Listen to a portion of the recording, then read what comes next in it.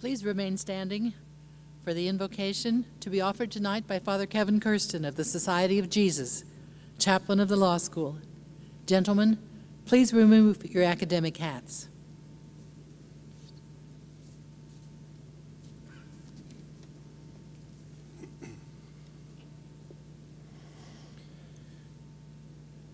Dear students of the class of 2011,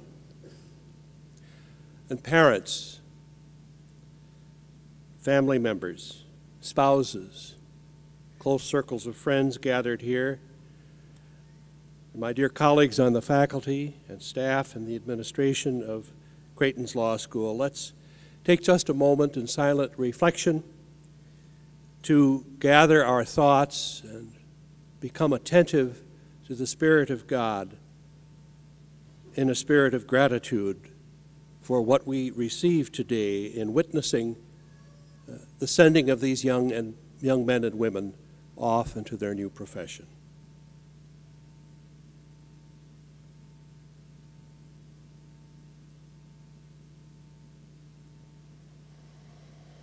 Lord, our God, bless the men and women gathered here who are graduating into the profession of law.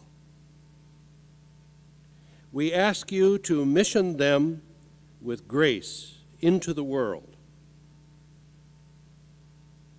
Help them to bring to it the full force of their talents, skills, and education. May they give the very best of themselves to the pursuit of truth for the sake of justice. Inspire them to bring their hearts, minds, and souls to bear on their new profession for the greater good of their clients and in support of their colleagues by bearing witness to the sacredness of the work you give them.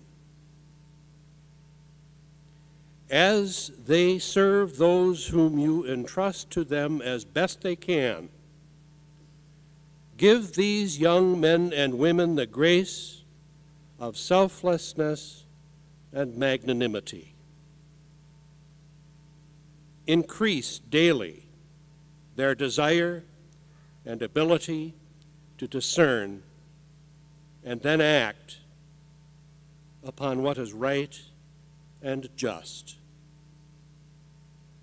And as they mature in their new profession, help them to grow in their respect for the law and themselves to grow in generosity, humility, and wisdom.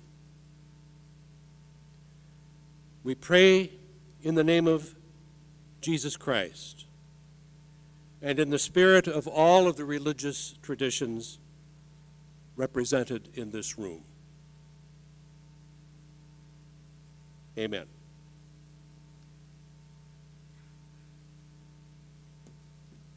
Thank you, Father. You may be seated.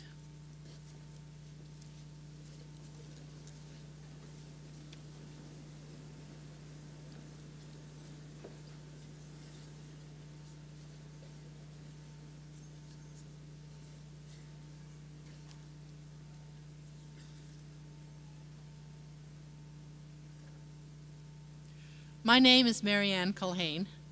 I'm the Dean of the Creighton University School of Law. On behalf of the faculty, I'm pleased to welcome all of you to the hooding ceremony for the Creighton University School of Law graduating class of 2011. I want to begin tonight by acknowledging a number of important participants who are here with us. The most important visitors here are the people who made tonight possible: the parents and grandparents, the husbands, wives, and children, extended family, and the friends of those seated in front of me tonight are to be saluted for the contributions, both financial and emotional, that they have made to the education of our graduates. Graduates, I would ask you to join me and the faculty in acknowledging and thanking the families and friends of the class of 2011.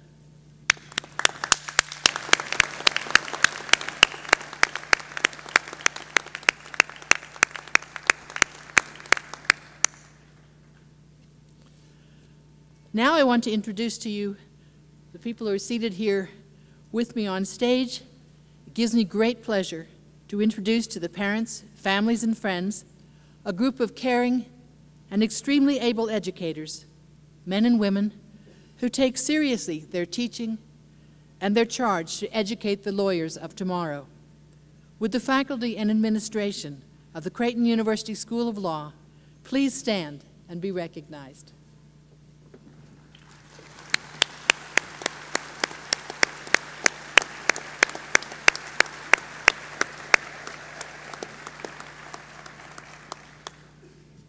I am assisted by 6 very talented and outstanding administrators. Please join me in acknowledging Associate Deans Edward Birmingham, Craig Dallin, and Michael Kelly, and 2 of the Assistant Deans who are here with us tonight, Julie Olson and Tammy King.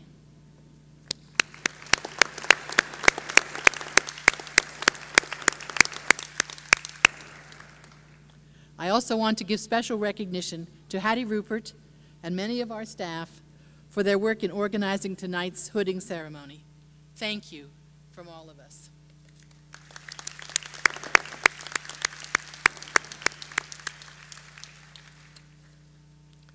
Next, we have one of Creighton Law School's most outstanding alumni, the recipient of the law school's 2011 Alumni Merit Award, the Honorable Donald E. O'Brien, class of 1948.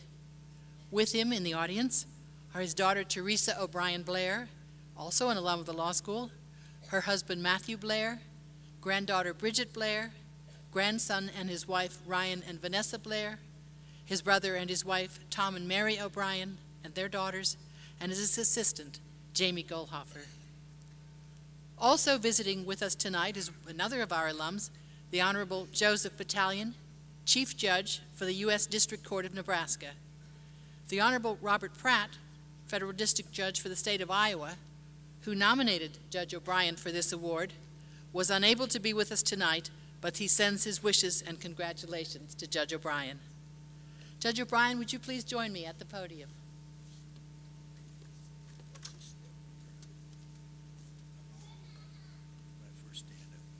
Okay. Judge O'Brien is a 1948 graduate of the Creighton School of Law. For 30 years, he practiced in Sioux City, Iowa, and held positions including Assistant City Attorney, County Attorney, Municipal Court Judge, and eventually U.S. Attorney for the Northern District of Iowa, appointed by President Kennedy. In 1978, President Carter named him to the U.S. District Court bench. In 1985, he became Chief Judge for Iowa's Northern District, taking senior status in 1992. Nearly 20 years later, he remains active on the federal bench in Sioux City. Throughout his career, Judge O'Brien has demonstrated an unwavering concern for the dignity of all persons. He treats litigants with respect and affords all a full and fair hearing. In the spirit of his Jesuit education, Judge O'Brien demonstrates his belief in the intrinsic value of human beings. For him, a sentence of imprisonment removes a defendant from society, but that imprisonment does not mean degradation or disregard for human dignity. Judge O'Brien changed thousands of lives for the better when he ruled that the 8th Amendment of the Constitution requires basic mental health care for Iowa prison inmates and forbids confining mentally stable inmates with mentally ill prisoners who are unable to control their behavior. The principles of justice and compassion regulate Judge O'Brien's life. His belief in basic fairness and the ability of the legal system to accommodate diverse views has contributed greatly to the common good. Creighton University proudly confers the 2011 School of Law Alumni Merit Award on Judge Donald E. O'Brien. I think we're supposed to move a little bit out here so we can take a picture. Okay.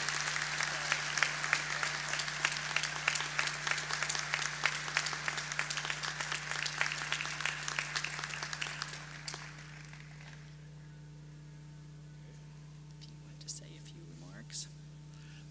Okay, thank you. Sure.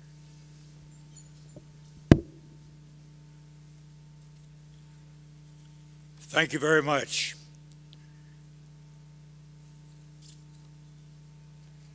With this distinguished group, it would be hard for me to talk anything about law that you don't already know. The thing that I might be able to do is tell you a little bit about Creighton Law School in 1946, 47, when I was going there, which is a long time ago. The law school was down a block or so from St. John's. I think the building is still there, although it's not part of the law school anymore. It was quite a place. It was run by a Jesuit, Father Gregg. What an impressive person. He was smarter than all of us. In a nice way, he was tougher than all of us. He wasn't any doubt about who was running the law school, Father Gregg. We went 24 months in a row. It was after the war, and all of us had been in the service for 3 or 4 years, and Father Gregg and the Jesuits decided that they would fix it up so that you could get out of law school in 2 years. But there weren't any days off. I think all the regular holidays, Christmas and so forth. But 8 o'clock in the morning, you better be there around the 24 months. And it was a tough school at the time. I don't claim to be a star in the 100 or so young men that were there.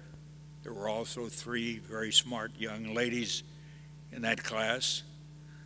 But one time I remember getting a 69 and being very happy about it, because that wasn't below the line. I think Father Gregg had decided that we all had been around the horn a little. Almost everybody in the class, of course, was a veteran, and we just weren't going to be helped out too much by any easy grades or anything like that. 2 of my good high school friends from Sioux City were in the same class, and after a while both of them had some trouble. They were smart enough, but you had to be there early, and you had to stay, and you had to do everything they told you to do right on the button, and they were asked to leave. It wasn't a happy day, but they later went to another law school and practiced law and did a good job. Father Gregg was very, very impressive, as I said. Some of you may know Jack North. Jack North is a prominent Omaha lawyer. We sat alphabetically, and I sat next to Jack North. And he was a bit of a character in those days, and I know that he had a great firm over the years. Judge A.Q. Wolf, I think was a city judge here for a long time. Betty Pittman was in our class, and she was a long-time judge. They had a good faculty, just like they do now. There wasn't any doubt about how the place was run. I'm repeating myself in that regard, but Father Gregg ran a tough place, and he was a great man, and I've, over the many years of my life, I don't think I met anybody that impressed me more. we were on the GI Bill. I think I got $65 a month, and we also worked up at the Mutual of Omaha 5 nights a week. They paid us $1 an hour, and so we had about $150. You could live pretty well. Beer was about 25 cents in those days, and you could get a pretty good meal for not too much money. We had a good softball team at the law school, and we didn't win any city championships, but we played all around town. And in those days, there were a lot of good teams, and we won quite a few. Now, the Birminghams, Dean Birmingham is, of course, a Sioux City fella, and we go back to, I think the first time I ever met a Birmingham, I was 5 years old, and they're a great family. I'm pleased to have him here today. It's a nice thing, very nice thing to have happen to me. I have a daughter, as was mentioned, and a son. Both are good lawyers because they came out of Creighton. I'm sure this graduating class will be good lawyers. We have, I was nominated by 2 people. Judge Pratt, I'll talk about him in a minute. I was talking, one of my best law clerks, and I've had about 35 of them, and I think several were from Creighton, and they were all good ones. One, however, was Nick Dreves, and he was out of Harvard. He led the class in Harvard. The reason I mentioned Nick, he's, as I say, one of the people who nominated me for this fine situation. Nick Drees is only about 45. He's the public defender for the state of Iowa. Good job, tough job. But I'm going to ask you all tonight to say a prayer for him because he's got cancer of the throat and he lost his voice, and of course that's not too good for a lawyer. I want to talk just a minute about Judge Pratt, who also nominated me. I'm going to ask that I get to nominate somebody next year, and it's going to be Judge Pratt because he has done the best.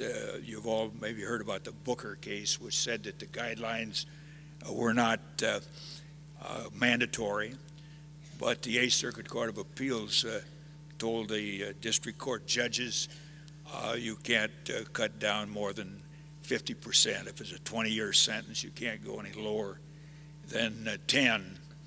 Well, none of us like that, but Judge Pratt picked the right case and put in all the right situations, and the 8th Circuit promptly reversed him on 6 points, but it went to the Supreme Court of the United States in the Gall case, and now the sentencing is pretty much back to the judges where it ought to be.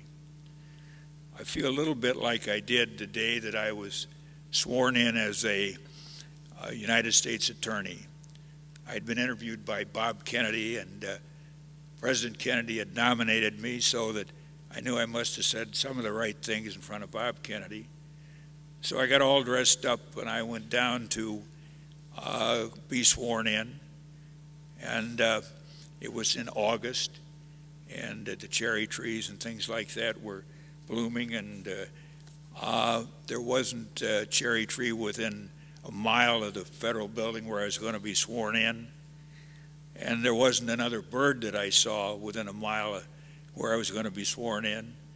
But as I walked in, just before I got in the front door, a bird flew right over the top of me and deposited some red stuff all over my new coat. And I decided God was sending me a message, O'Brien, you ain't half as good as you think you are. So for the next few days, I'm going to be dodging birds. Thank you kindly. I really appreciate it.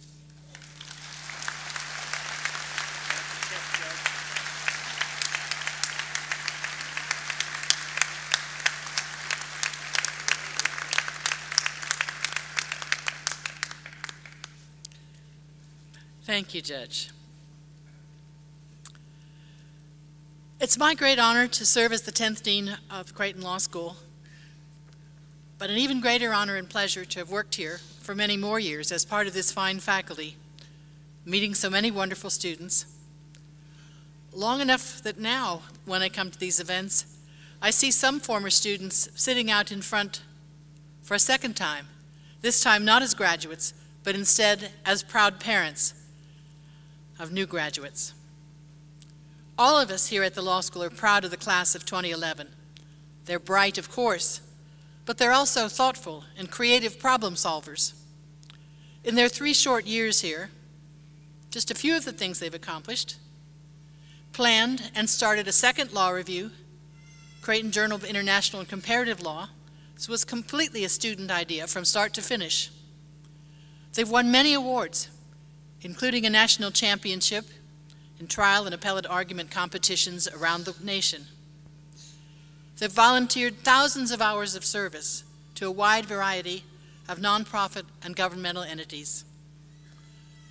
They've run the best organized student bar events that I can remember over all the years I've been here. We, the faculty and staff, are as eager as you, their families and friends, to see what the class of 2011 will do as they go out into the world with that JD degree, with so much energy, talent, hope, and dreams. First thing they'll do, they'll spread out across the nation. The class of 2011 will sit for the bar exam in 20 different states, and we know they'll do very well in that exam. This class is exceptionally well prepared. They've read lots of law, cases, statutes, regulations, treatises like we did, but blogs and tweets, new ways. They probably dream about some of the problems they've worked. They've interpreted and argued lots of law in class, moot court, law review, trial practice courses, negotiation and interviewing, clinics. Many have worked in externships here in Omaha, around the country, and a few overseas. Others have worked in law offices and law-related part-time jobs. Now they'll go out to use the law and to reshape it, to prevent or redress injustice, to rebuild lives and communities damaged by war, crime, financial distress, disease, and natural disasters, to help clients fulfill their hopes, achieve their dreams, adopt a child, become an American citizen, start and grow a business or nonprofit, patent that life-saving drug, copyright the great American novel. Some will be persuading legislatures, city, county, state, national or international, to adopt much-needed legislation or to repeal some that no longer serves the public good. Some will enforce the criminal law, making sure that the accused gets a zealous and competent defense, with both the prosecution and the defense working to make as sure as humanly possible that only the guilty are punished, and that punishment for the guilty is tempered by a measure of mercy that leaves room for hope of redemption, rehabilitation, and release. Working also to see that victims of violence get the help and protection they need. Some will move into positions of governing the country and perhaps groups of nations to reach and maintain peace. Today we face great challenges: fear of terrorist attacks after years of war, the recent death of Osama bin Laden. We are challenged to strike the right balance between civil rights, due process, and ever-increasing calls to curtail those rights in the name of security. There are no easy answers, but we and the class of 2011 won't be able to duck the questions. As former Supreme Court Justice Sandra Day O'Connor warned in 2004, it is during our most challenging and uncertain moments that our nation's commitment to due process is most severely tested. And it's in those times that we must preserve our commitments at home to the principles for which we fight abroad.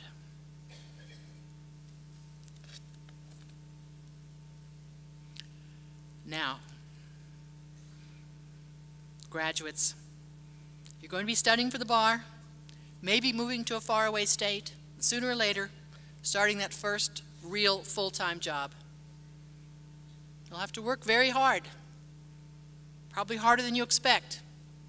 Put in lots of hours, some sleepless nights, because you're going back to be low man or woman on the totem pole, as you always are at the start of a new job. I'd like to mention just 2 things that have helped me over the years and hopefully will help you too.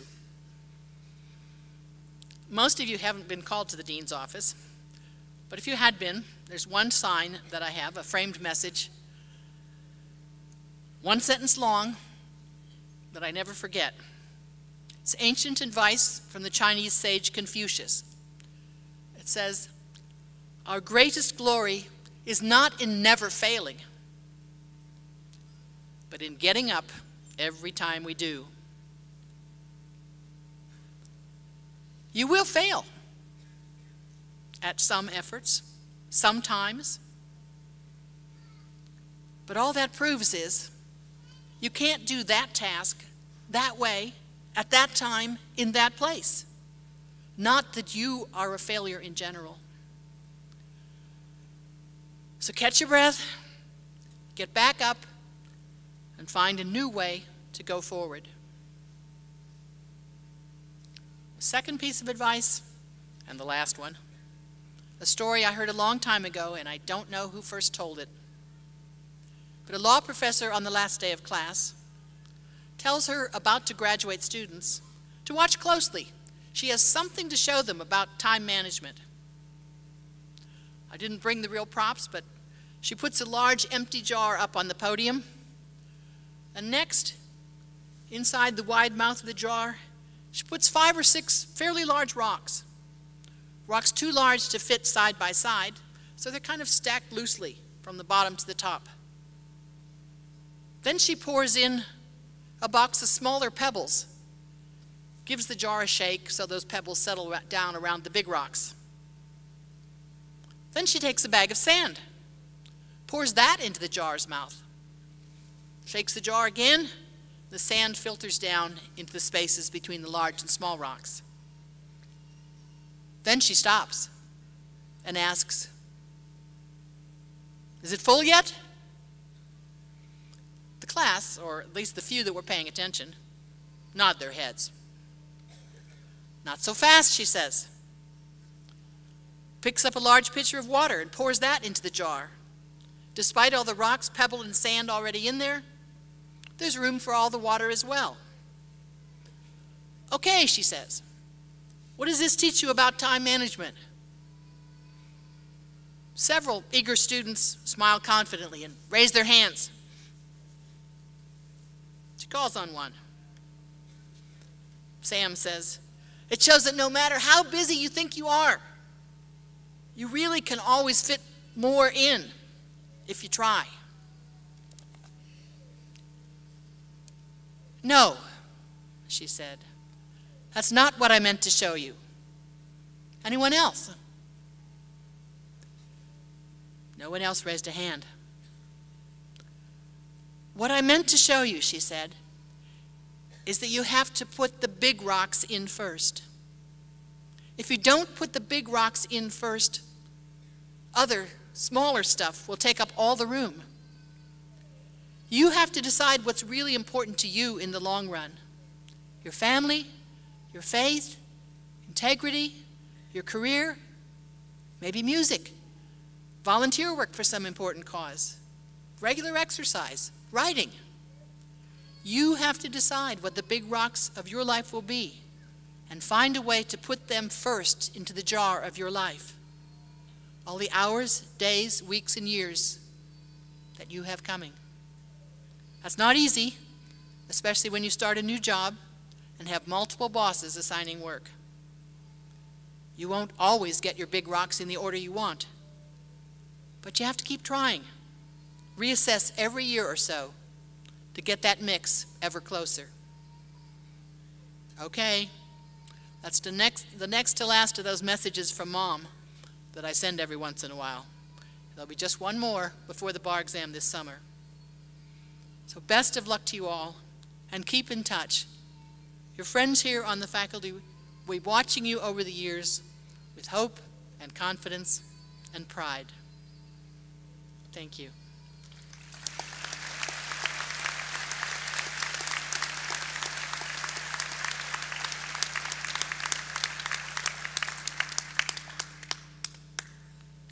It is now my great pleasure to introduce the senior class speaker, a member of the class of 2011, whom the third-year students have elected to address us tonight. Please join me in welcoming the 2011 senior class speaker, Oliver Jenkins. Can I get a roadie out here, please? Hi, everyone. How are you tonight? I'm going to take this off.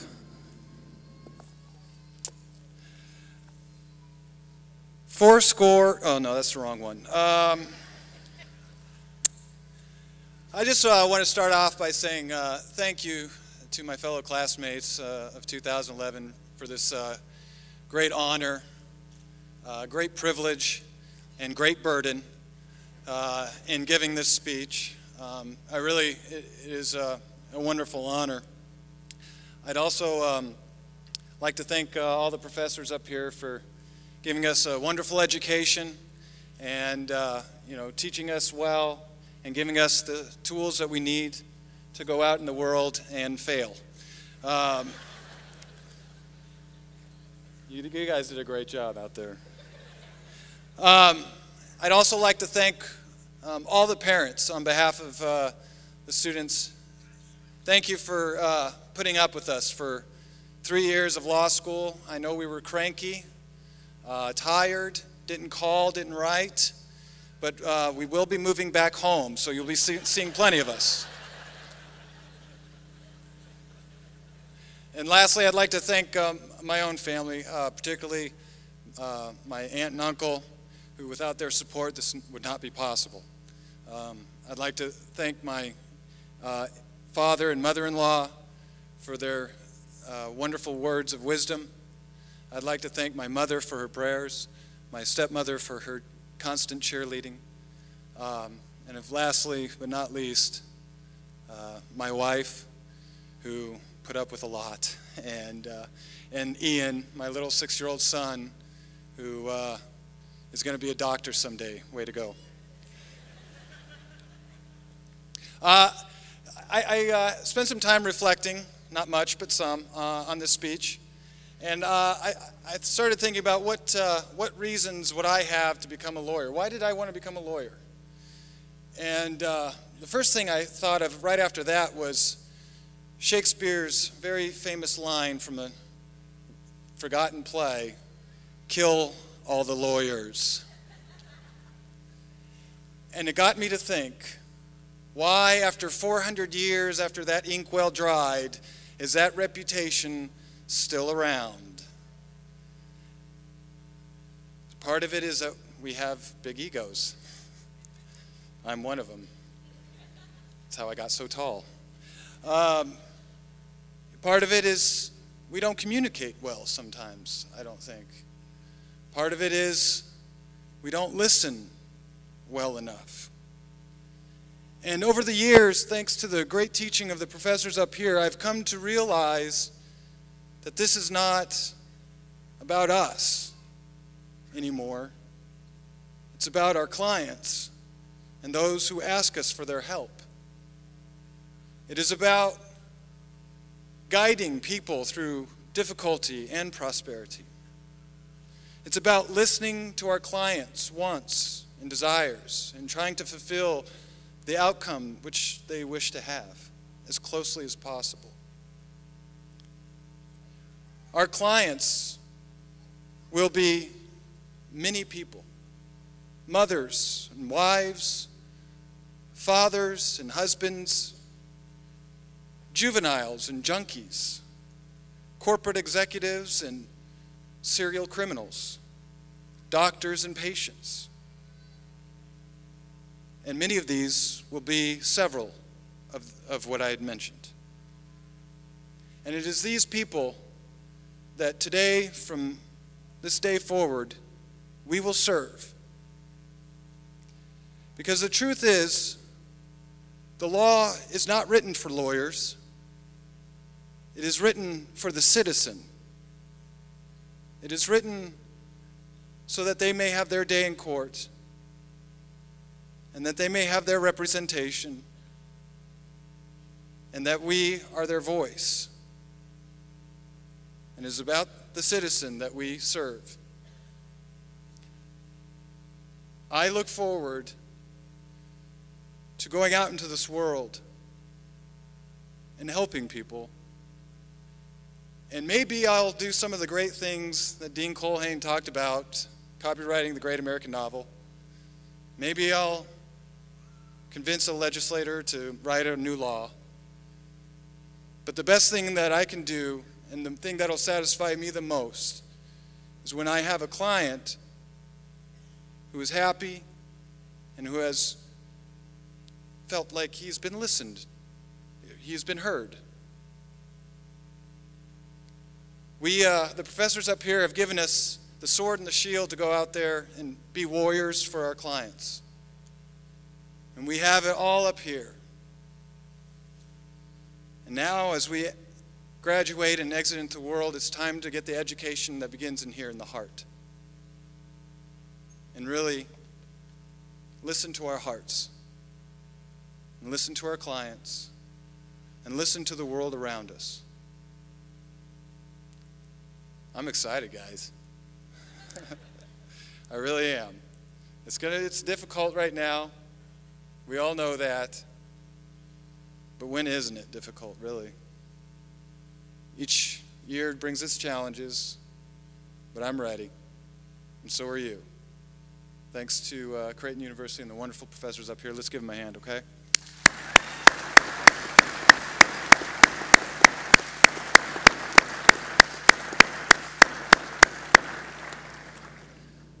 Other than that, I got nothing else.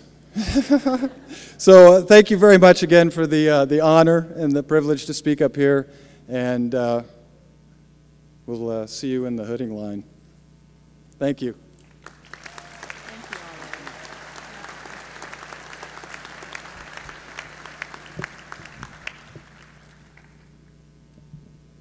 Thanks, Oliver.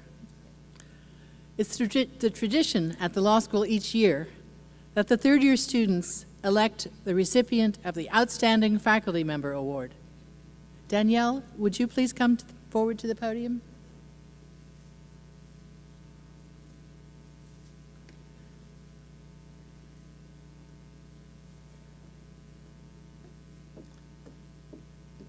Ladies and gentlemen, it's my pleasure to introduce to you the 2010-11 President of the Student Bar Association, Danielle Kirchhoff, who will present the Outstanding Faculty Member Award for 2011.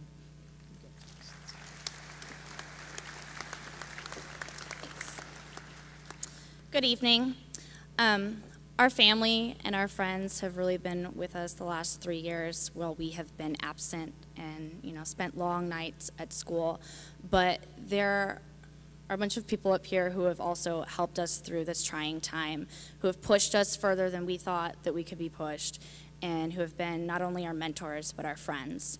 And so this year, we would like to honor Professor Eric Pearson with the Outstanding Faculty Member Award.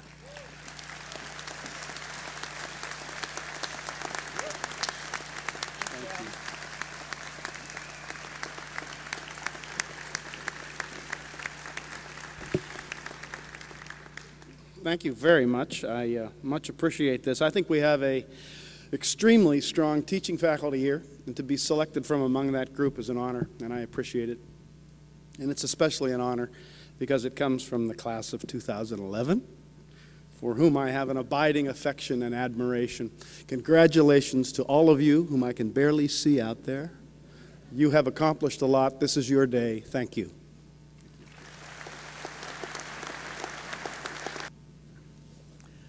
Thank you, Danielle, and congratulations, Professor Pearson.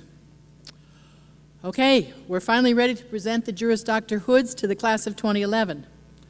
During the presentation, I will be presenting some student awards that are listed in your program. Certificates for members of Law Review, Moot Court, and the Creighton Order of Barristers were mailed out today.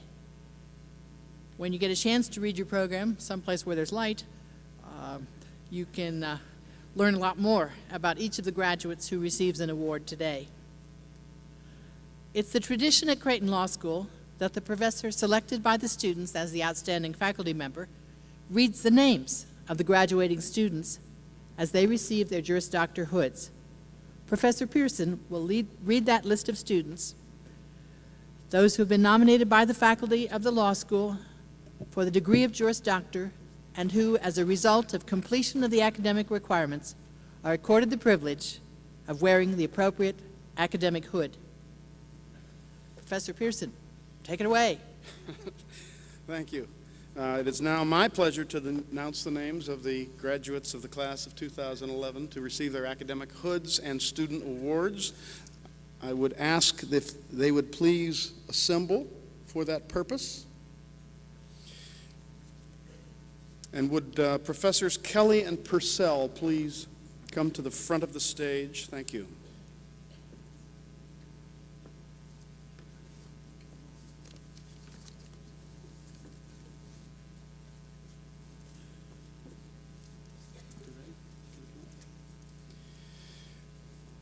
Angela Kathleen Amato.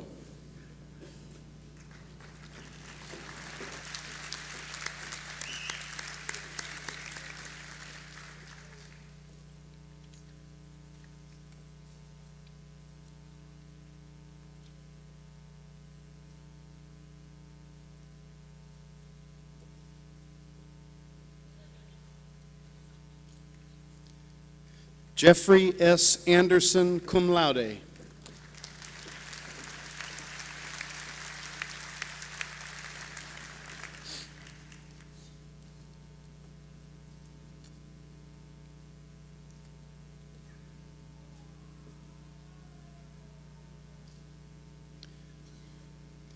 Jeremy K. Anderson.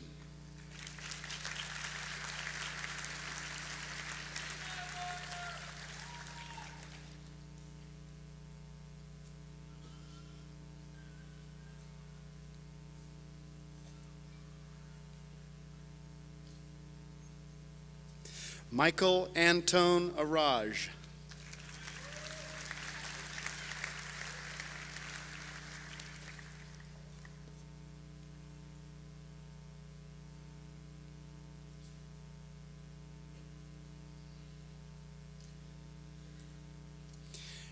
Allison Gutnick Arial.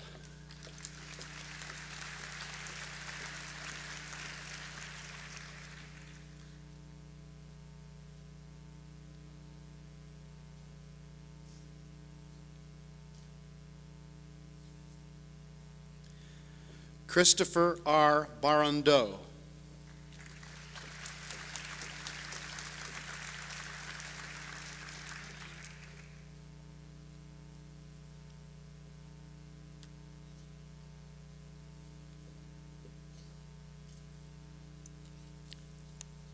Christopher? Yes. Since 1999, the School of Law has presented an award to the law student who excels in mediation. The award, named after Kathleen Severance, Nebraska's first director of the Office of Dispute Resolution, was initiated by an anonymous donor. Kathleen Severance was the moving force in the development of mediation in Nebraska in the 1990s. She was also an adjunct professor at the law school. In 2008, the award was renamed the Severance Mayer Award. Dr. Bernie Mayer is an internationally recognized scholar in the field of dispute resolution who joined the Werner Institute at the law school as resident professor in 2006. The School of Law and the Werner Institute are pleased to award the Severance Mayer Award for Excellence in Mediation to Christopher Barondeau.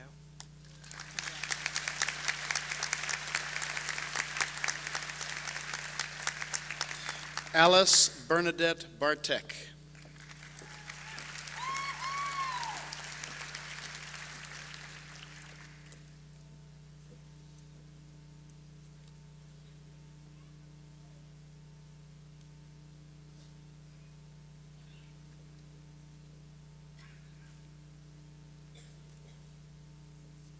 Shad Beavers.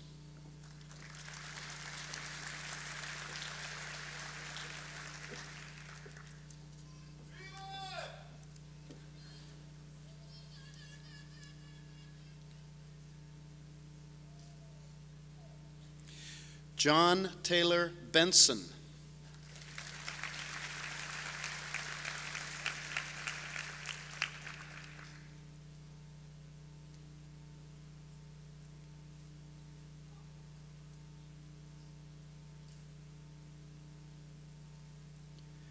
Adam Arthur Biggs, cum laude.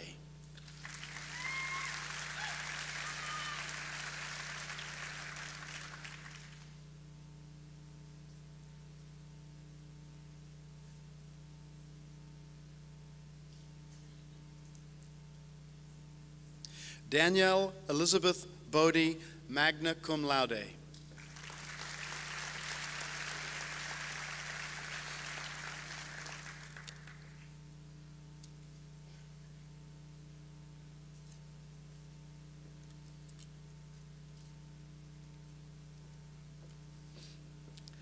Not so fast. The entire faculty votes on the Outstanding Service to the Community Award. This award is presented to the graduating student who has provided outstanding service to the community. This year, the faculty has voted to present the award to 2 students. I'm pleased to award the 2011 Outstanding Service to the Community Award to Danielle Elizabeth Bowden.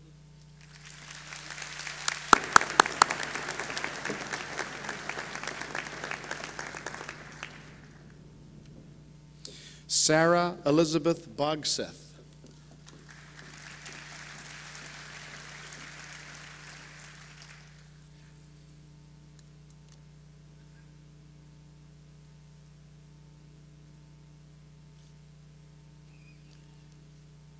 Jessica Lee Boone, magna cum laude.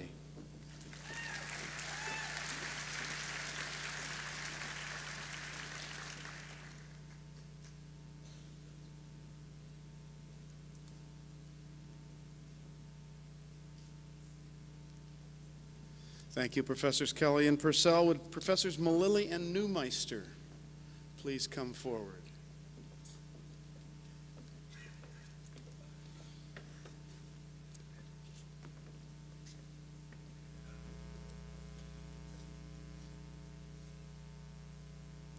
Let's get a move on, guys.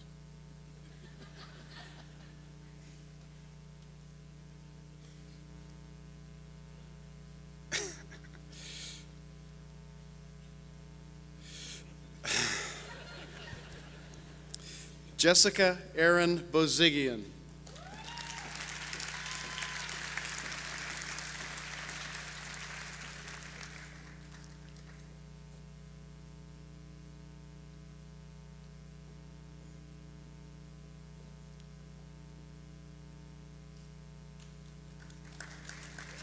William M. Bradshaw, magna cum laude.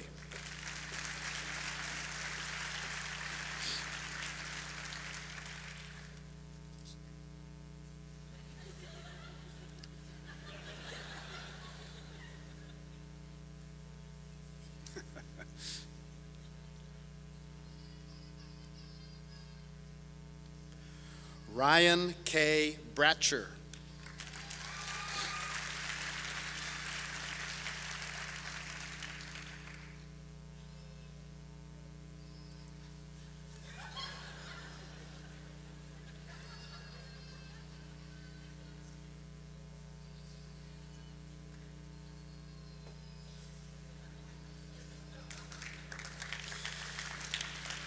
Sarah Rose Brennan.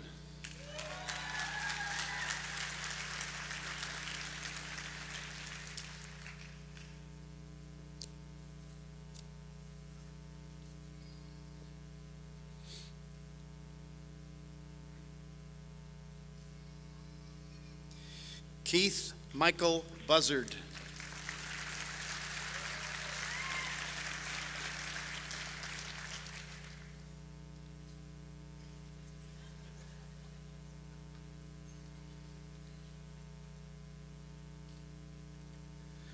Joseph Clayton Byam.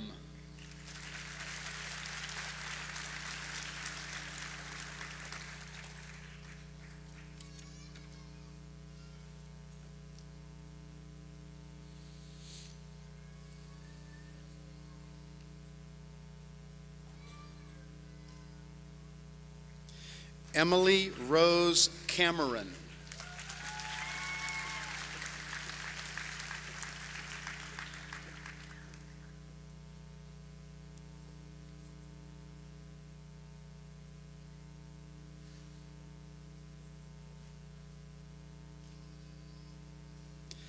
Angela Carlisle.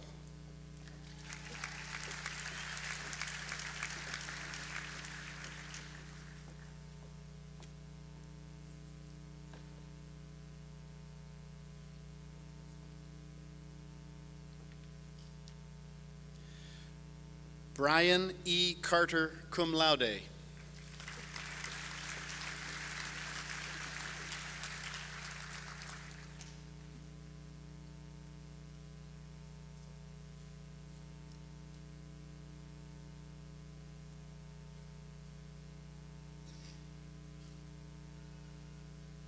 Sarah F. Centineo.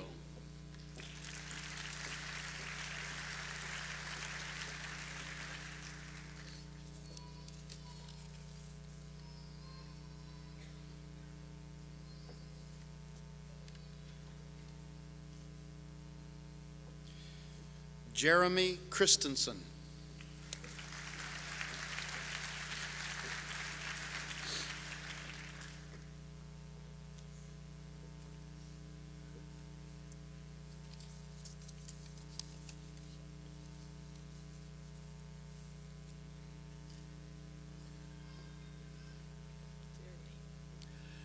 Wait a second.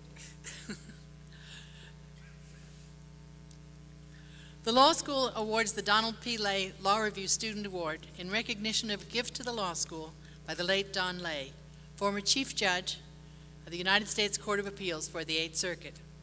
Judge Lay taught as an adjunct professor at Creighton Law School while he served as a judge in Omaha, and he was always a great friend to Creighton. The award is made by the Law Review Board to a staff member who has demonstrated excellence in Law Review staff duties the past year. On behalf of the late Judge Lay and the Board of the Editors of the Creighton Law Review, I'm proud to present the Judge Donald P. Lay Award to Jeremy Christensen.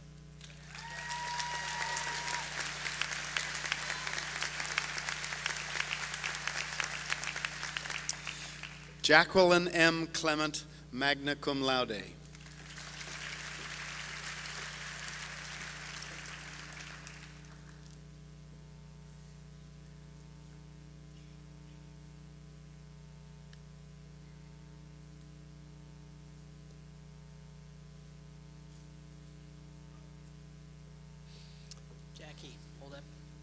The David Svoboda Trial Advocacy Award is presented in memory of David Svoboda, a Creighton Law graduate, one of Nebraska's finest trial lawyers, who combined excellence in trial skills with the high standards of civility and ethical behavior.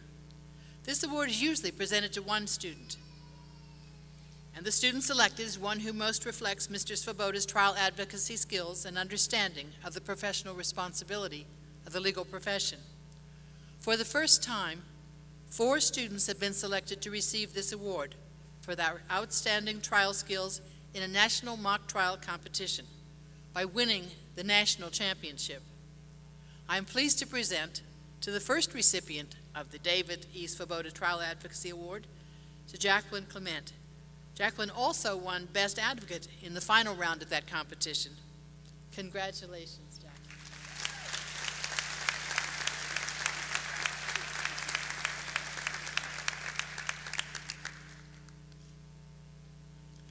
Jordan Rochelle Clementi, cum laude.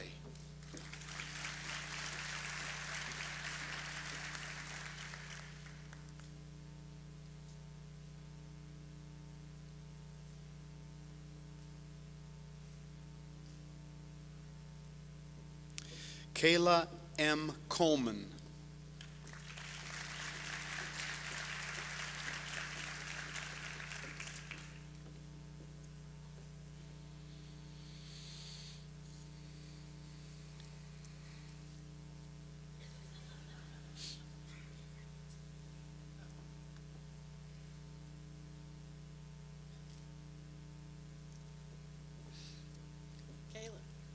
The second recipient of the David E. Swoboda Trial Advocacy Award is presented to Kayla Coleman. Congratulations, Kayla, on your outstanding trial skills.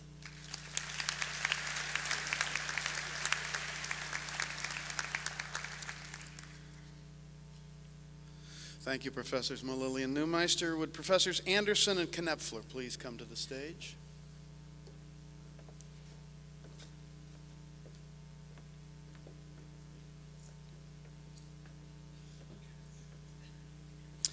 Aaron James Kahn.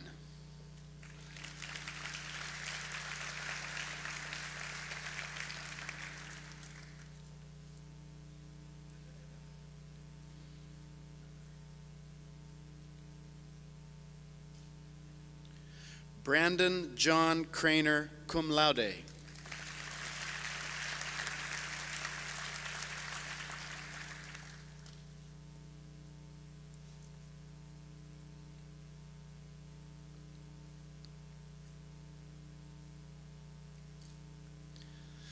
Zach D. Crowdis.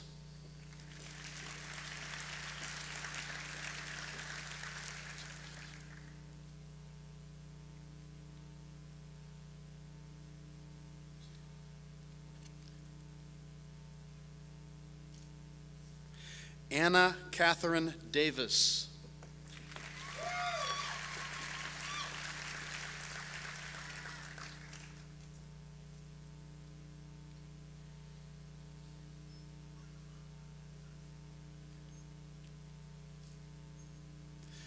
Marcus Todd Dawson.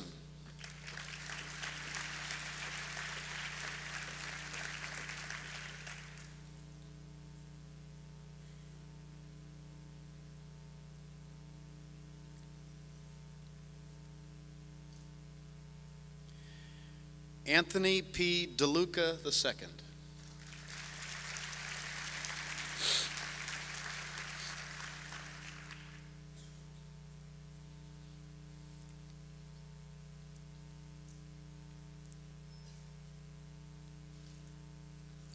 Allison Christine Dirksen, magna cum laude.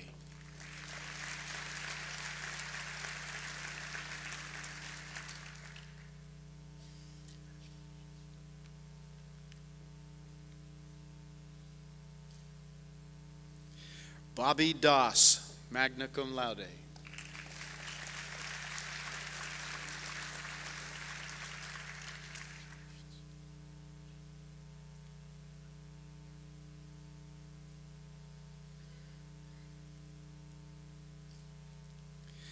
Catherine A. Elmore.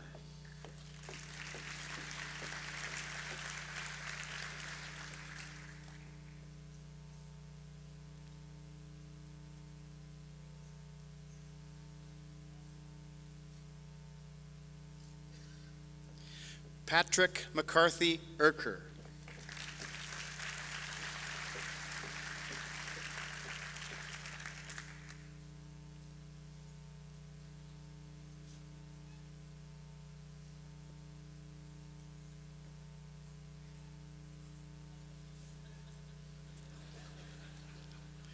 Wesley Torrin File.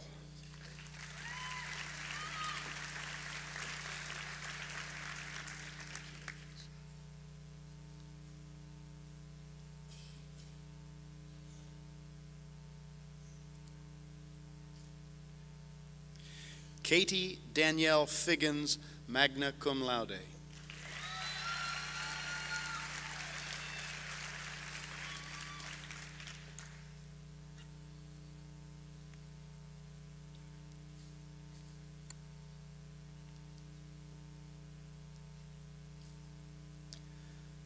Sean D. Flint.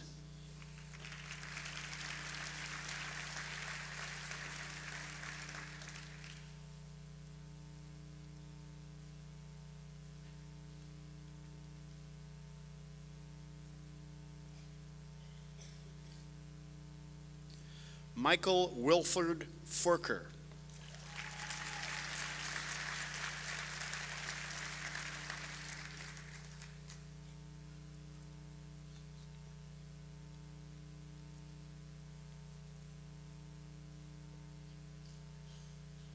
Thank you, professors.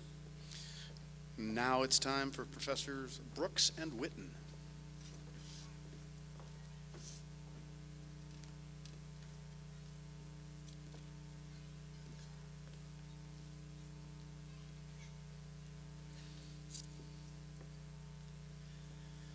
Mary Krista Frugier.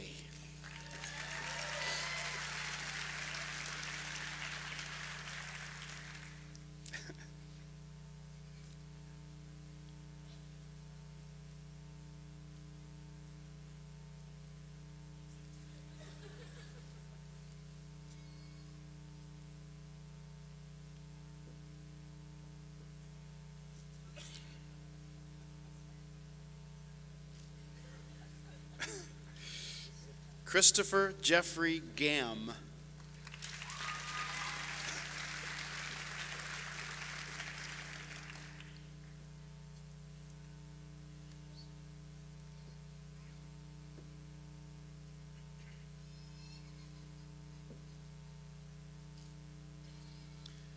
Abby Jane Gartner.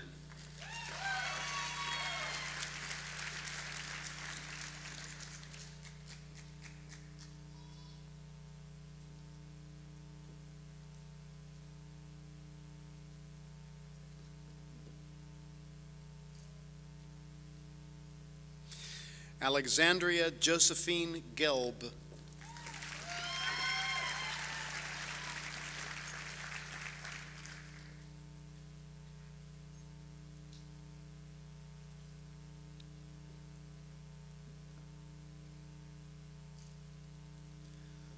Lindsay S. Goff.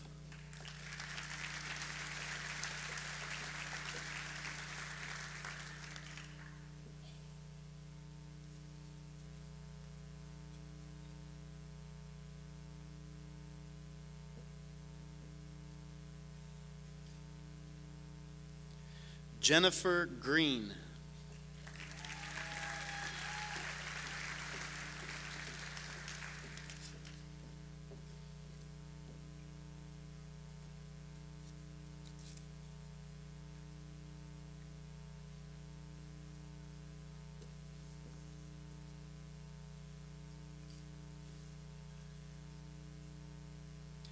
Andrea Michelle Griffin, magna cum laude.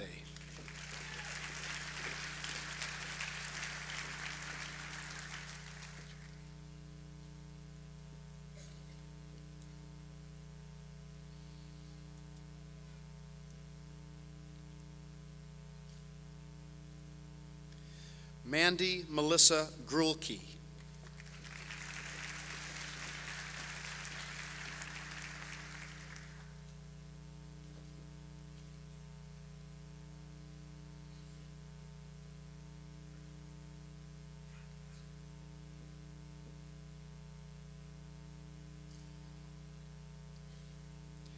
Daniel R. Gubler, magna cum laude.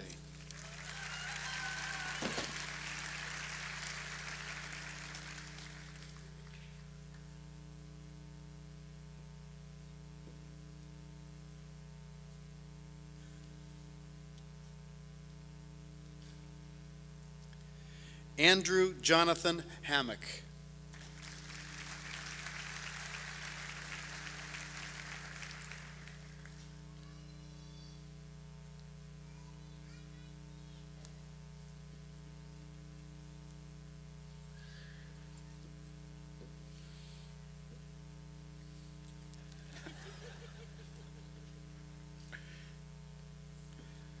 Sharon A. Hansen.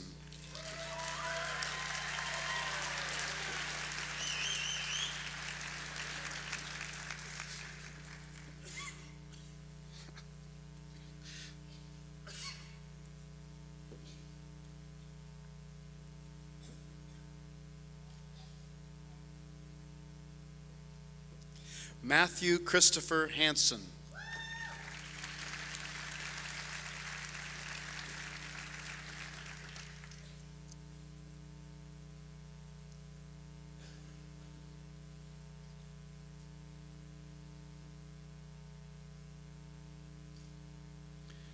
Lindsay S. Hanslick.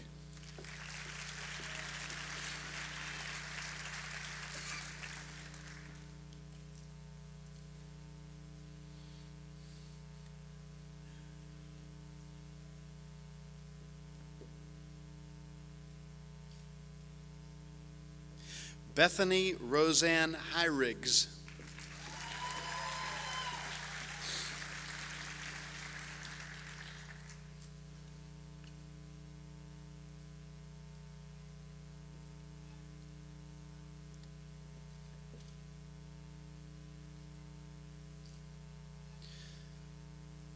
Thank you, professors.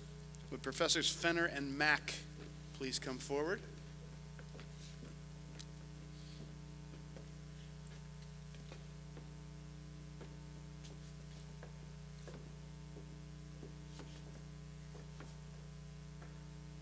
Nicole J. Herbers, cum laude.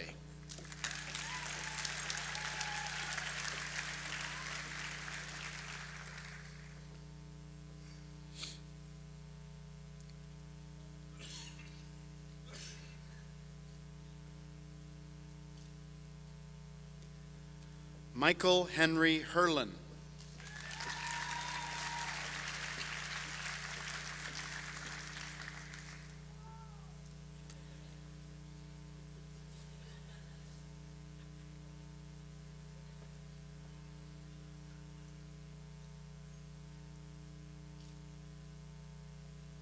Sarah Catherine Heerman.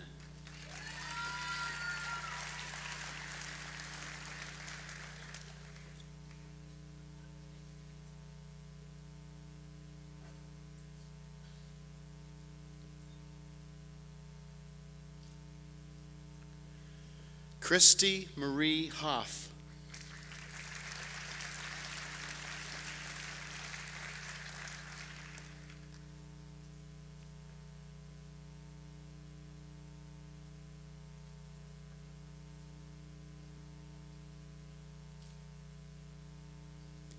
Mark A. Hoff.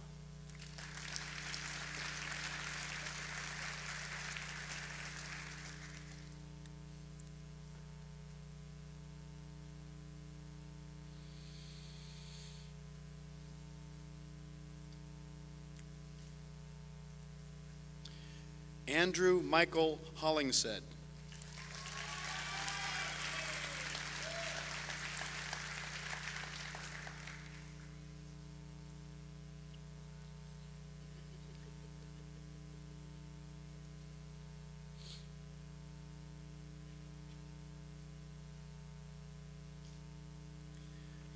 Keelan Patrick Holloway.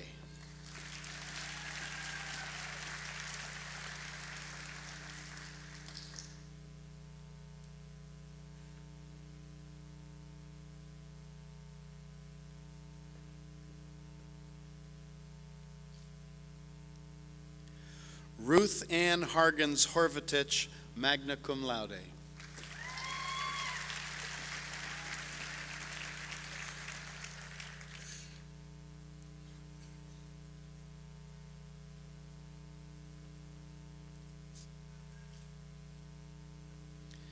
Jonathan Lee Huber.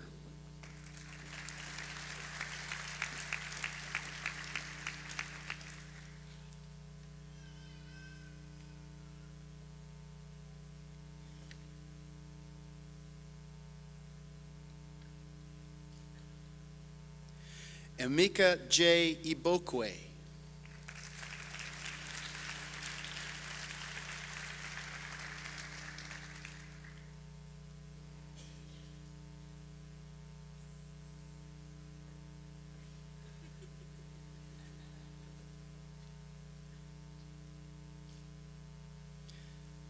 Brandy Nicole Jackson.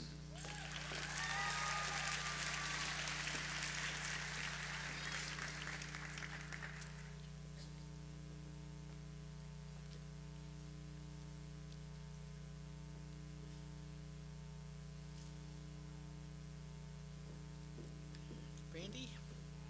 Each year, we ask for nominations for the Outstanding Service to the Law School Award to be presented to that student who, in the faculty's view, has given above and beyond to make Creighton Law School a better place.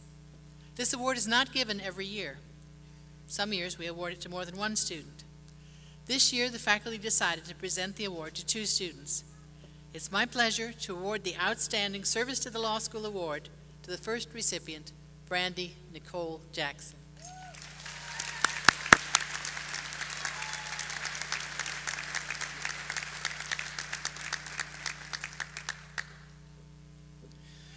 Joshua C. Jarrell.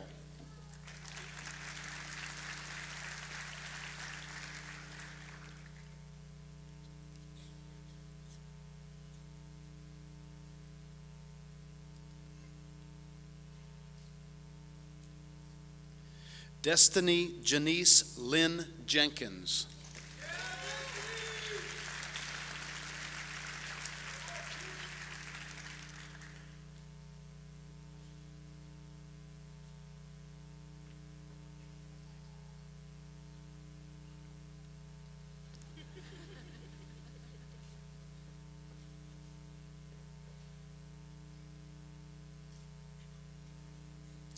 William Oliver Jenkins.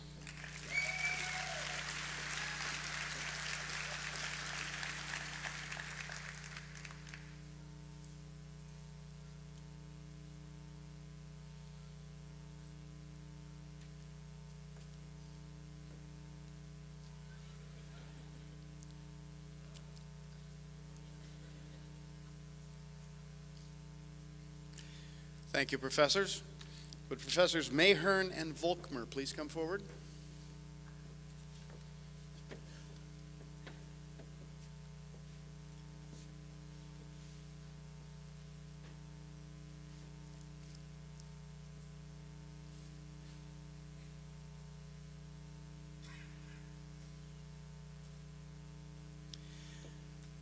Danielle R. Kirchhoff, cum laude.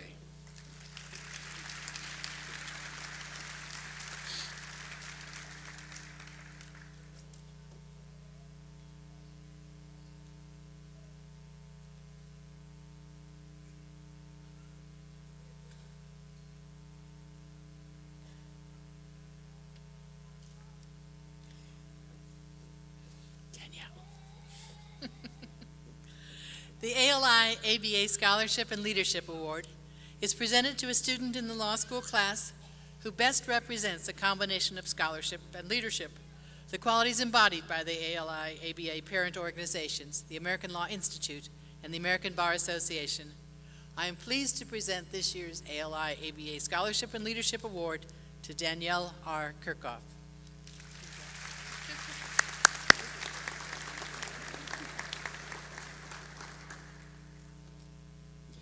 Matthew John Kivett.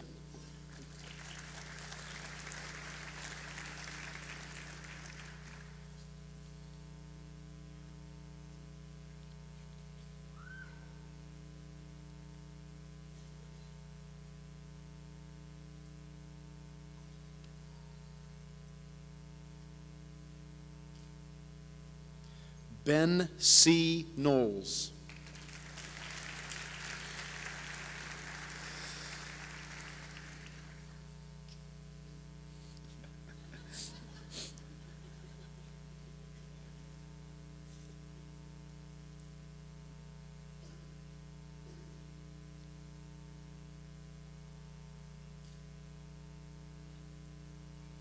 Michael S. Knowles, cum laude.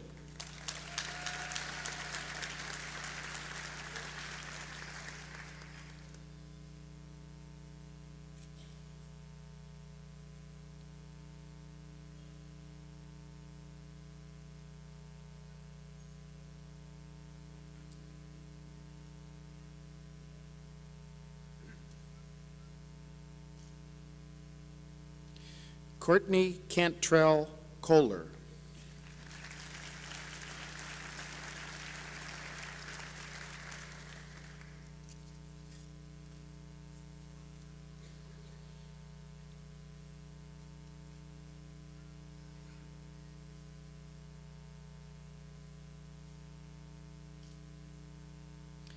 Christine Marie Kropa, cum laude.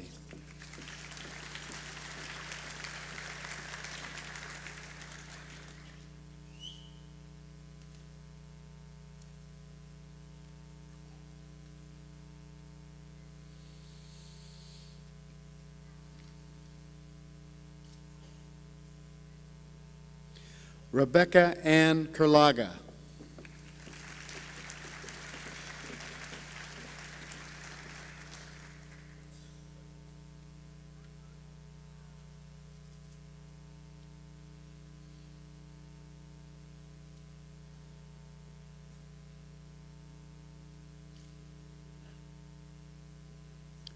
Ryan M. Kuhnhart, cum laude.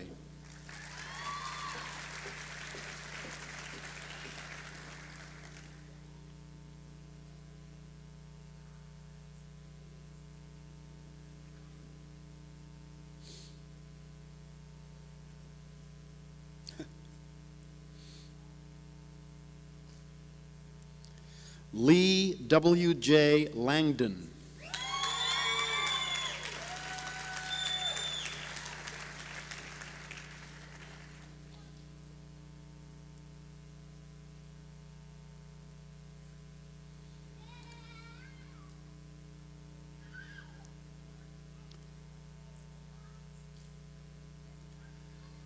Jacob C. Langeveld.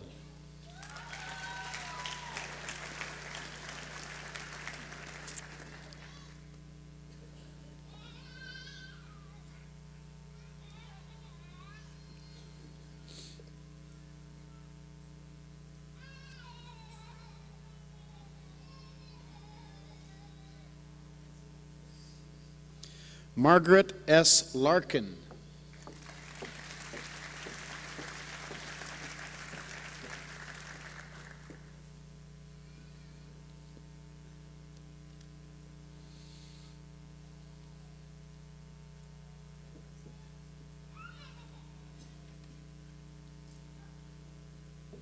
Mark Farrell Lawson.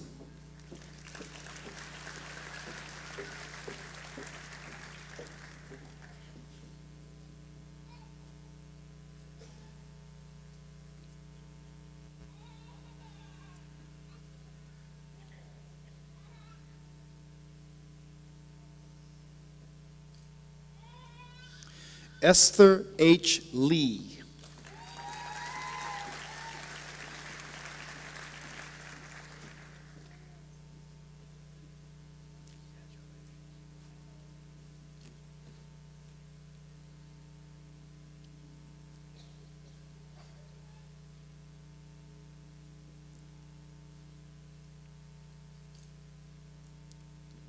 Martha J. Lamar.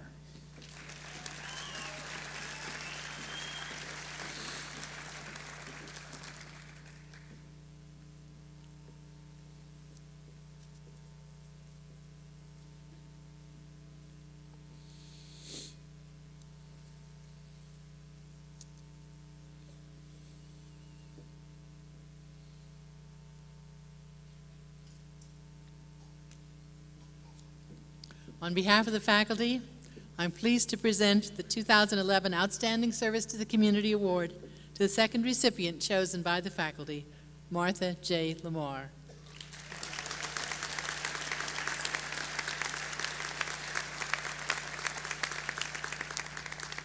Thank you, Professors Mahern and Volkmer. Would Professors Morse and Andrus come forward, please?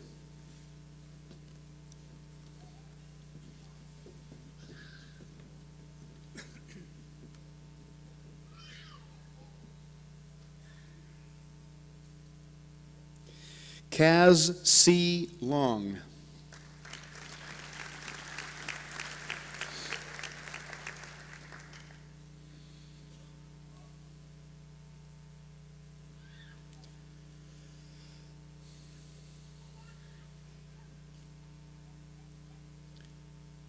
David Warren Lott.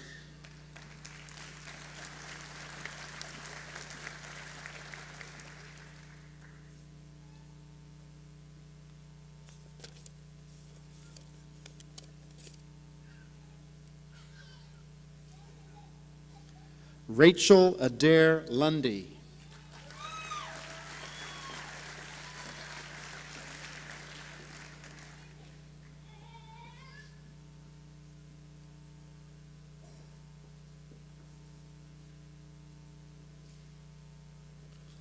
Lara Bethany Lutz.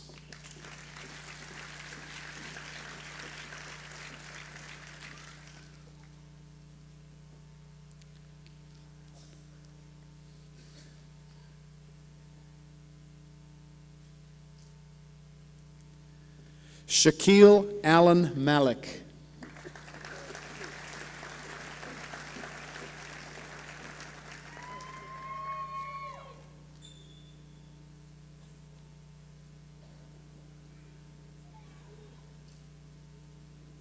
Matthew J. Manning.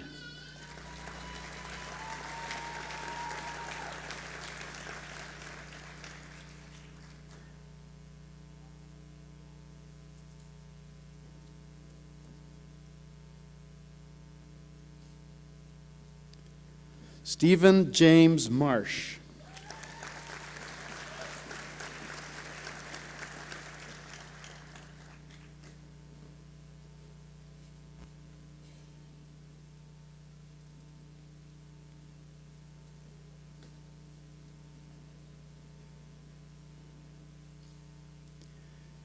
Emily Ann Matthews.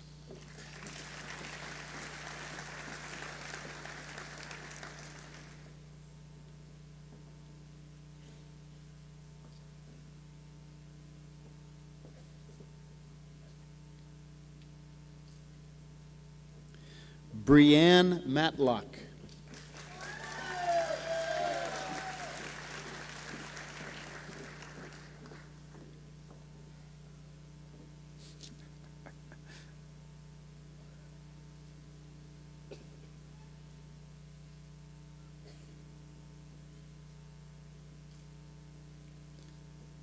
Joseph Lance May.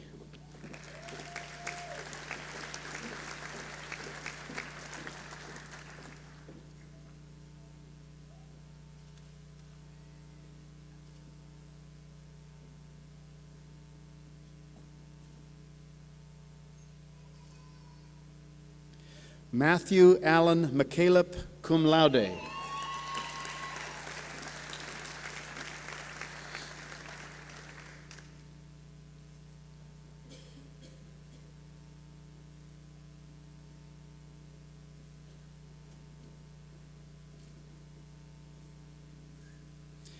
Patrick James McCann.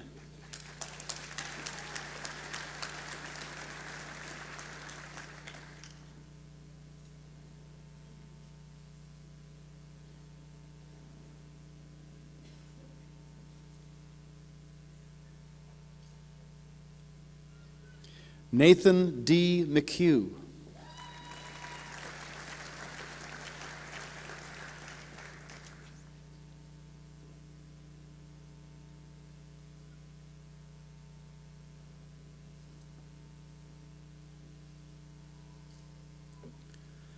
Amanda Michelle McMichael, magna cum laude.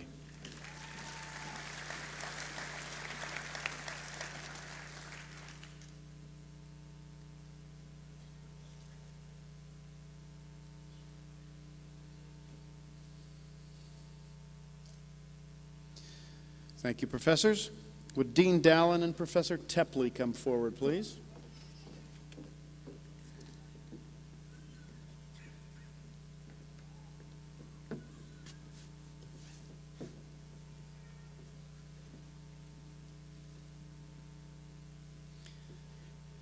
Liam K. Meehan.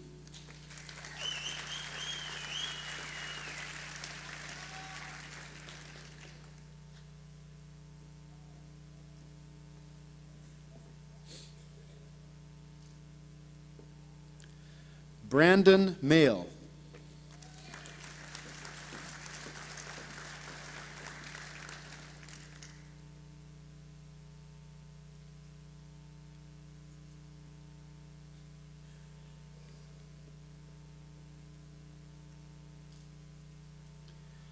Maureen J. Meyer.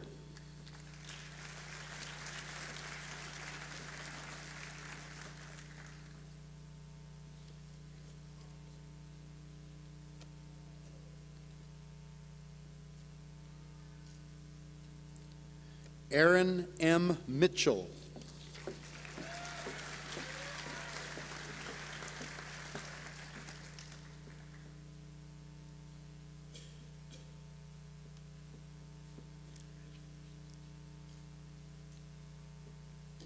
Amy L. Matura.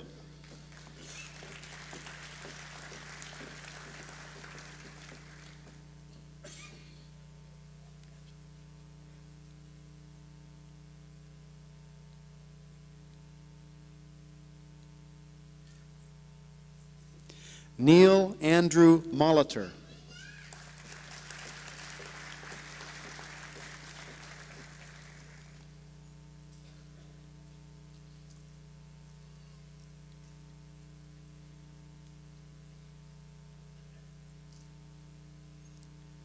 Shelley R. Montgomery, cum laude.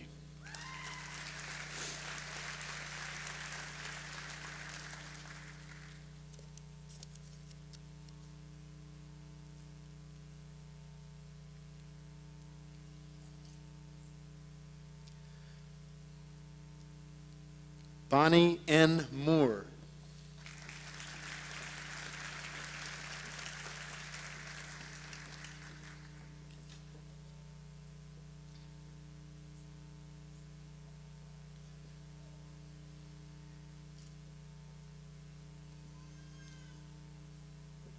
The third recipient of the David E. Swoboda Trial Advocacy Award is Bonnie Moore. Congratulations, Bonnie.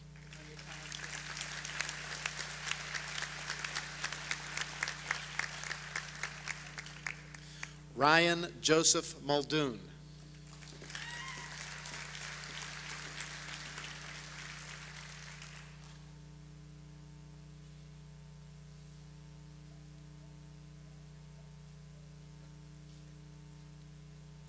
Jenna Lowe Napalillo.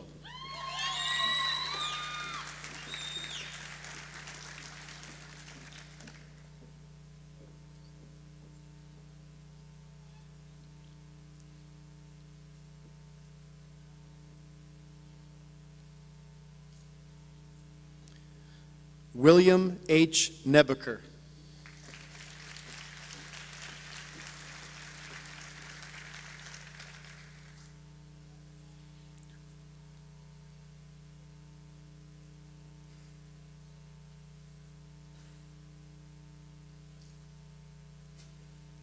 Stephanie Marie Nevins, magna cum laude.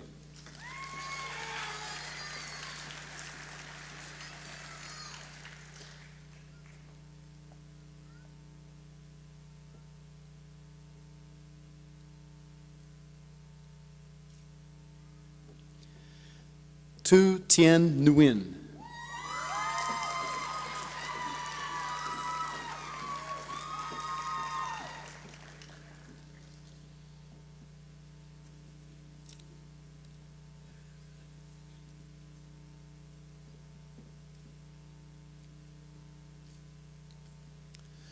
Thank you, professors. Professors Severson and Strand, please.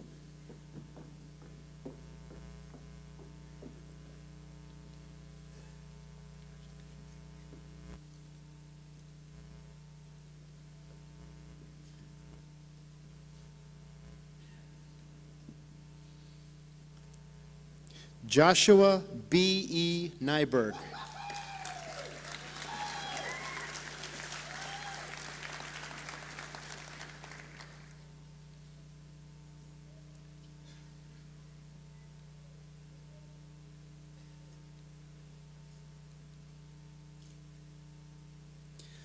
Liza Roseanne Hiroko Onuma.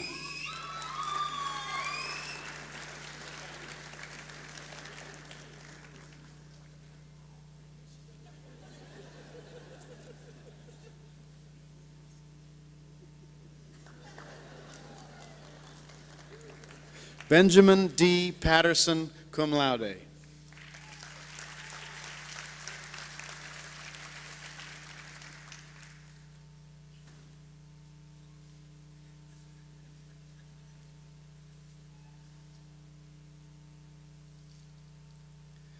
Oliver J. Piatek.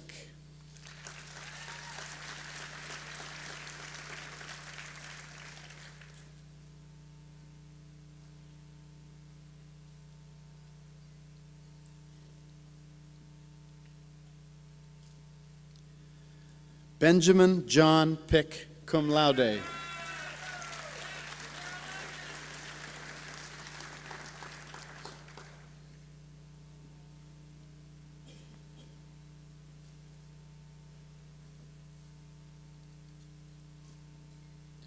Brandon J. Pitcher, magna cum laude.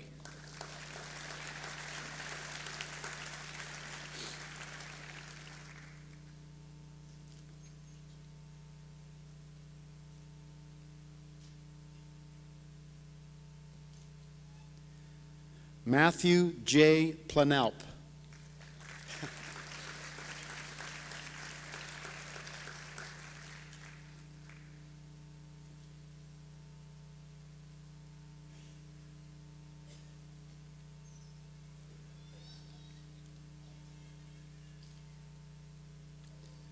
Ryan Daniel Portwood.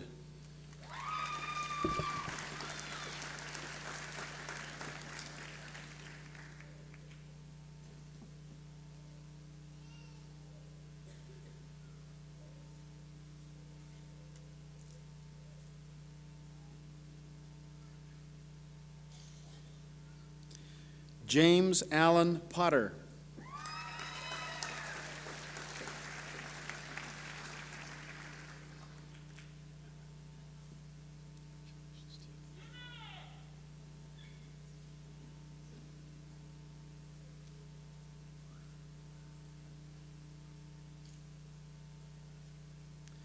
Stephen G. Ranum, summa cum laude.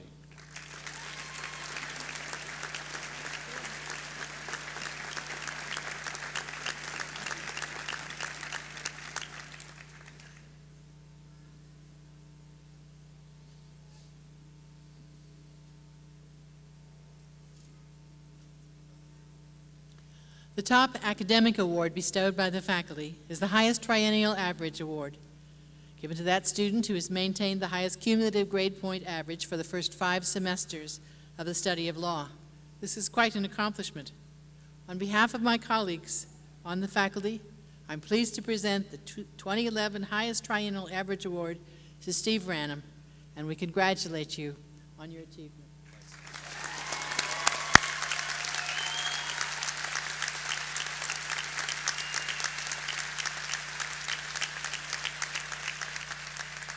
Kelly J. Rhodes.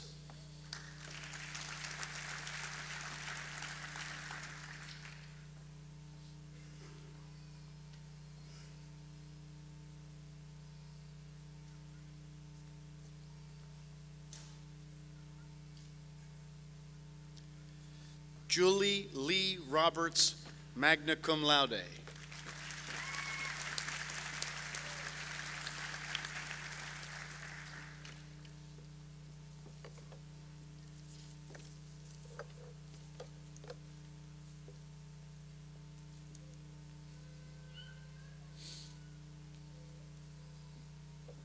The 4th recipient of the David E. Svoboda Trial Advocacy Award is Julie Roberts.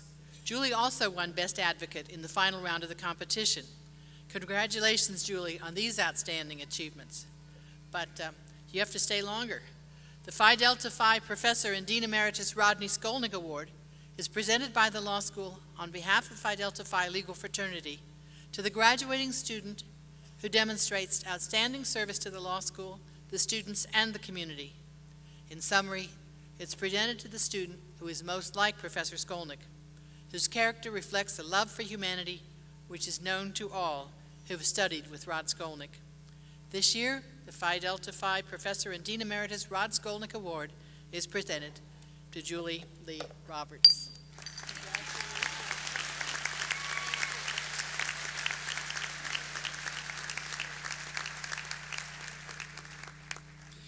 Kay Carolina Rodriguez.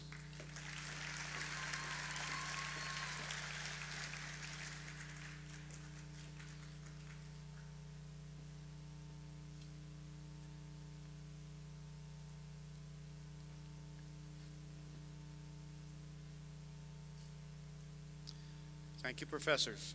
Would Dean Birmingham and Professor Mangrum please come forward?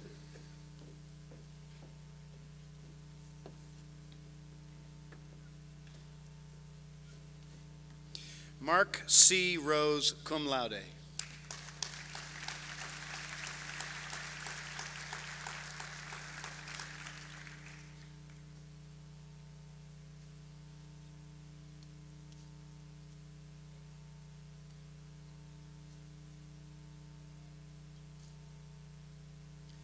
Aaron O'Neill Ross.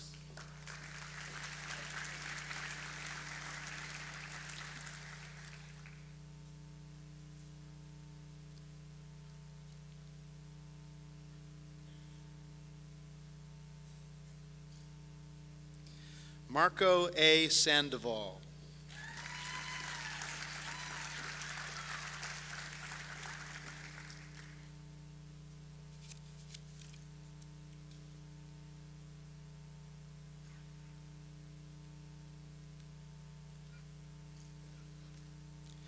Michael Steiner Schmidt, magna cum laude.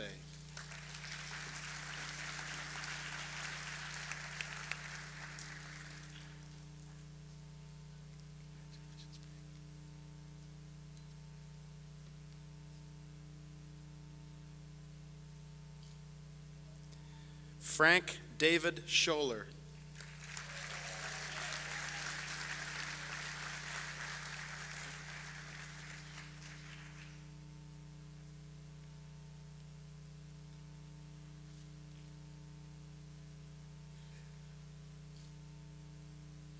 Rachel Lynn Schultz, cum laude.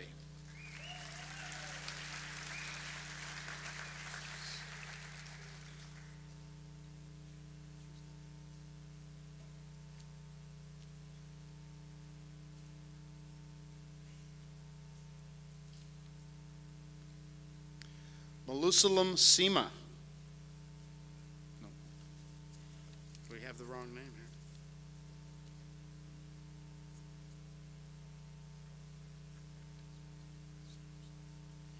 Excuse me, my error, he is not here. Andrea Marie Smith.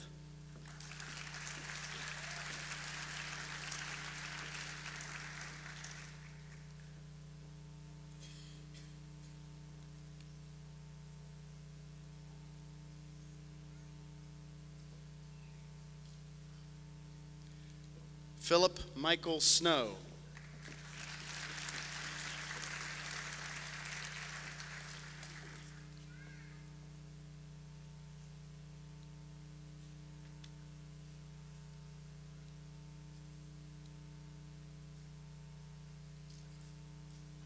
Catherine H. Stevens.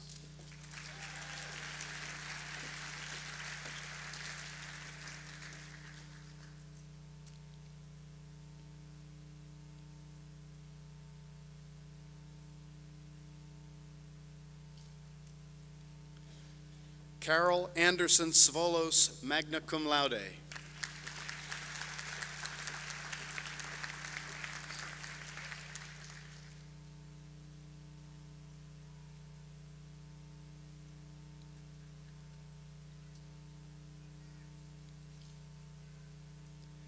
Eric Douglas Taylor.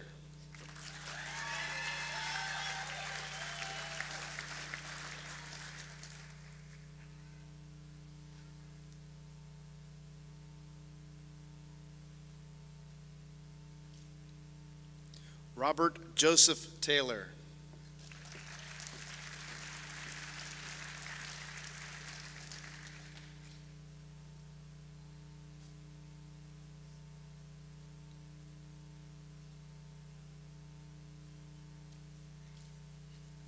Jeffrey S. Thomas.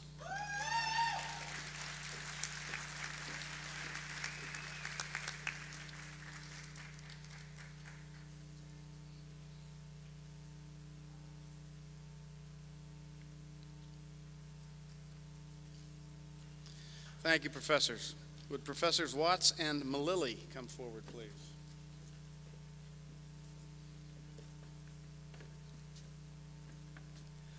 Austin C. Vandeveer.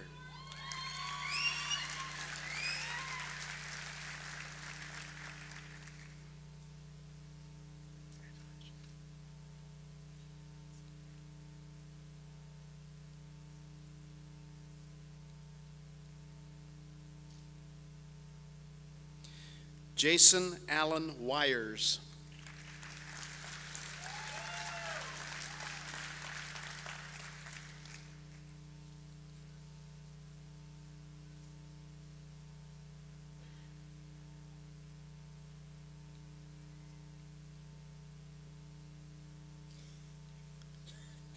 Christopher Jerome Welch.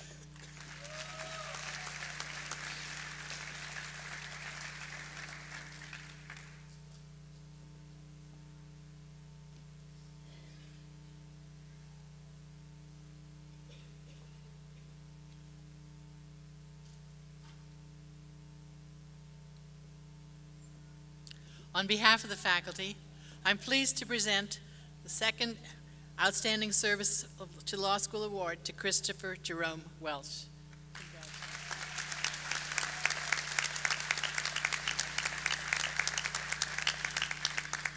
Bradley Bruce Wellens, cum laude.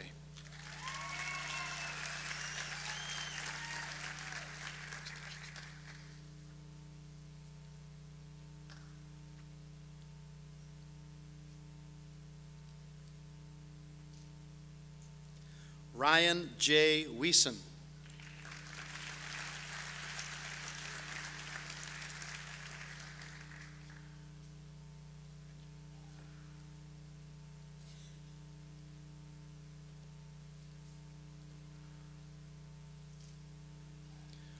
Robert G. Wilkie.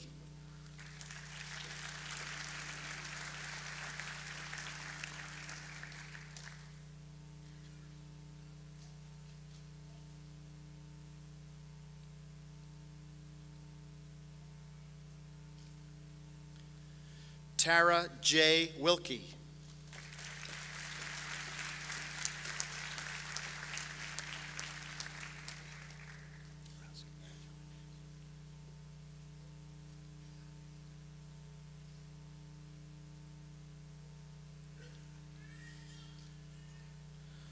Russell Neal Williams.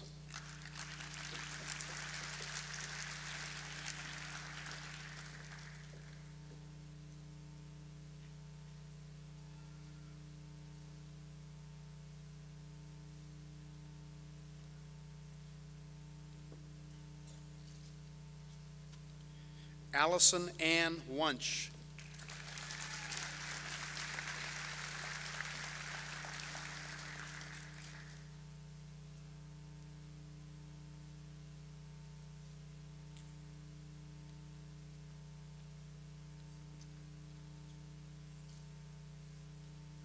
Matthew G. Wyatt.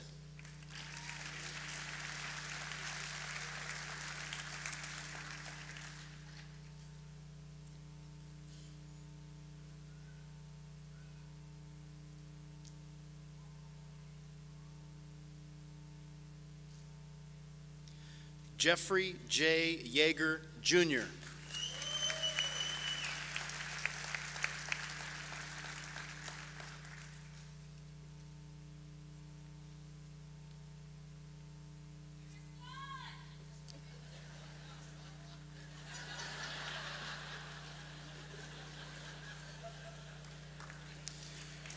Francis E. Eunice.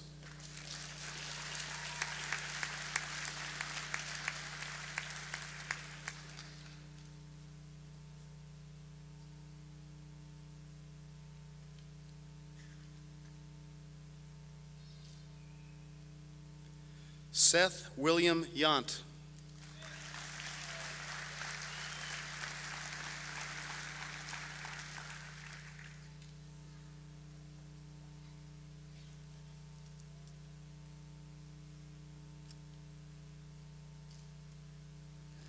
Sarah Catherine Zollner.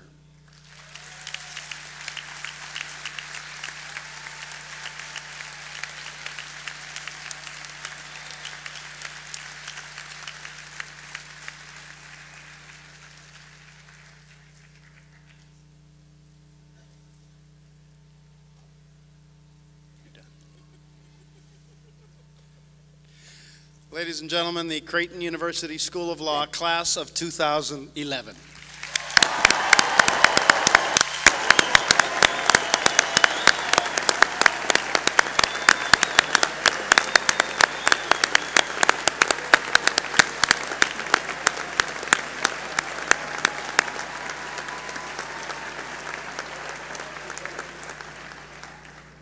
Thank you, Professor Pearson. This concludes the hooding ceremony for 2011.